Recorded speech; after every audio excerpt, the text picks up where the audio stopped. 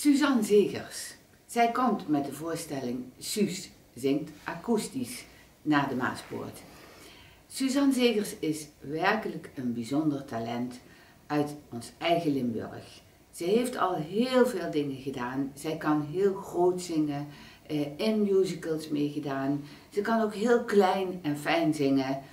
En op de dag dat zij naar de Maaspoort komt, is het precies 10 jaar geleden dat Suzanne meedeed in de zoektocht naar Evita. Suzanne heeft daar laten zien dat ze één van de toppers uit heel Nederland is. Inmiddels heeft ze het idee opgevat om toch even met u terug te kijken. Wat is er nou 10 jaar na Evita met haar gebeurd? Wat heeft ze allemaal gedaan? Dat gaat van grote musicals tot hele kleine fijne liedjes van Toon Hermans. En nu kwam ze met het plan om Suus zingt voor u akoestisch. En dan wel op een manier waarop het lijkt alsof ze bij u in de huiskamer zit.